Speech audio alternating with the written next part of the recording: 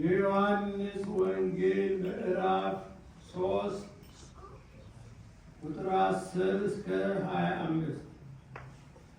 ኢየሱስም መልሶ እንዲህ አለው፣ አንተ የእስራኤል መምህር ስትሆን ይህን አታውቅምን? እውነት እውነት እልሃለሁ የምናውቀውን እንናገራለን፣ ያየውንም እንመሰክራለን፣ ምስክራችንንም አትቀበሉትም። ስለ ምድራዊ ነገር በነገርኳችሁ ጊዜ ካላመናችሁ ስለ ሰማያዊ ነገር ብነግራችሁ እንዴት ታምናላችሁ? ከሰማይ ከወረደው በቀር ወደ ሰማይ የወጣ ማንም የለም፣ እርሱ በሰማይ የሚኖረው የሰው ልጅ ነው።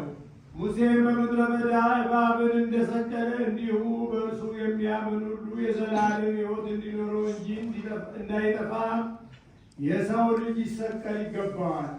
በእርሱ የሚያምን ሁሉ የዘላለም ሕይወት እንዲኖረው እንጂ እንዳይጠፋ እግዚአብሔር አንድያ ልጁን እስኪሰጥ ድረስ ዓለሙን እንዲህ ወዷልና።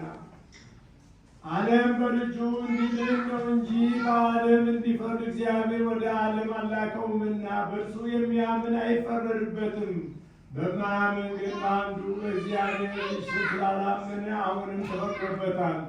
ብርሃንም ወደ ዓለሙ ስለመጣ ሰዎችም ሥራቸውን ክፉ ነበርና ከብርሃን ይልቅ ጨለማን ስለወደዱ ፍርዱ ይህ ነው፣ ክፉ የሚያደርግ ሁሉ ብርሃንን ይጠላልና ሥራውም እንዳይገለጥ ወደ ብርሃን አይመጣም። እውነትንም የሚያደርግ ግን ሥራው በእግዚአብሔር ተደርጎ እንደሆነ ይገለጽ ዘንድ ወደ ብርሃን ይመጣል።